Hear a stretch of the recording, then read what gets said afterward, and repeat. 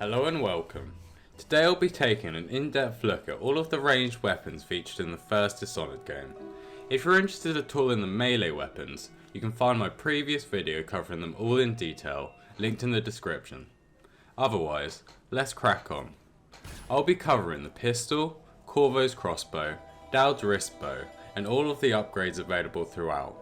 There's also one or two other ranged weapons featured in the game that I'd like to touch on briefly, but I'll save them for the end.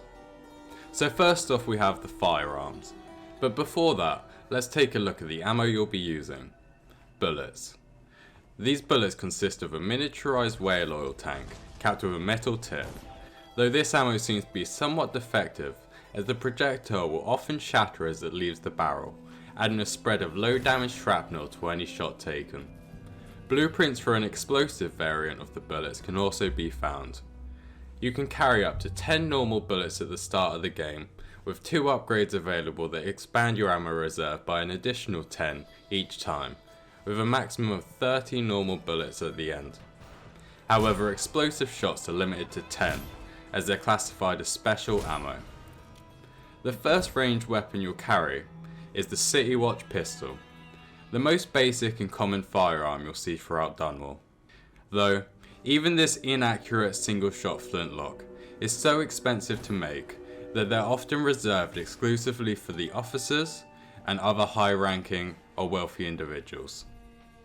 This iconic handgun can be carried through both DLCs and the entire main campaign if you choose, but Corvo can purchase his own custom version for only 600 coins after meeting Piero for the first time, whereas Dowd stuck with the basic boomstick the whole run.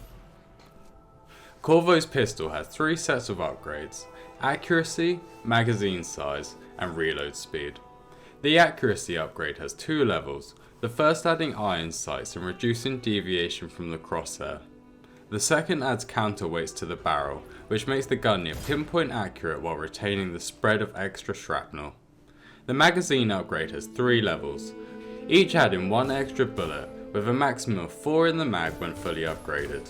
The reload upgrade also has 2 levels, with the first adding a little doohickey on the side and decreasing reload time. The second adds an autoloader with an actual animation to go along with it and everything.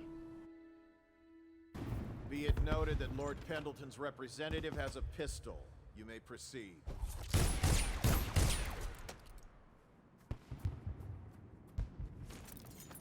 Next up we have the crossbow, which will be picked up in the sewers along with the folding blade.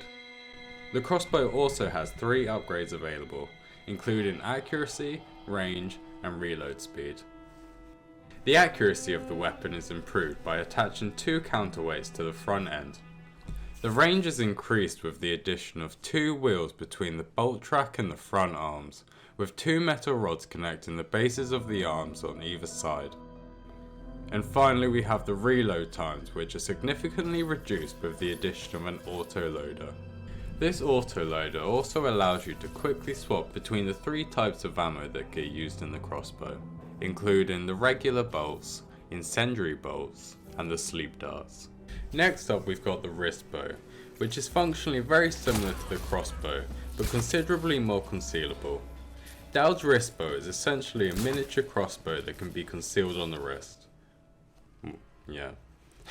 Due to a scaled down size, it necessitates the use of whale oil to help propel the projectile, as it lacks the pure mechanical thrust generated by a larger mechanism like Corvo's crossbow. The wrist bow uses similar ammo to the crossbow. Regular bolts and sleep darts are exactly the same, but instead of incendiary bolts it uses explosive bolts which act more like the explosive bullets found in the pistol.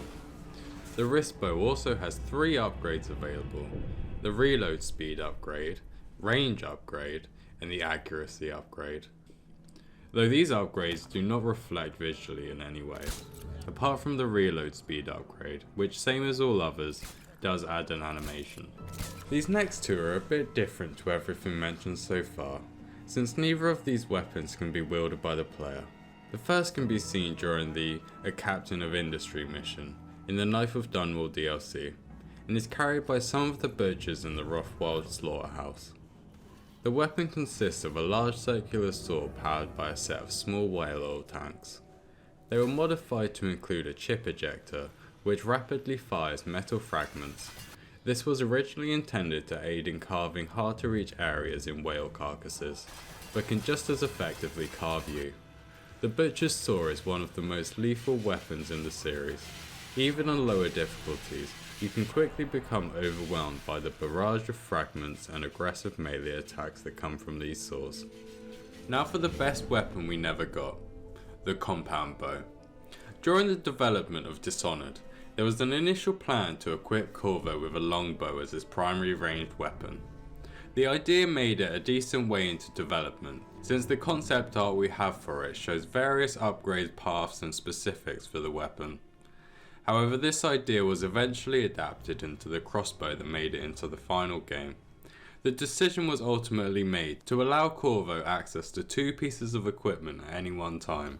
Though a similar weapon has made it into the game, in the form of longbows wielded by the tall boys, though these bows do differ slightly in design to the original concept.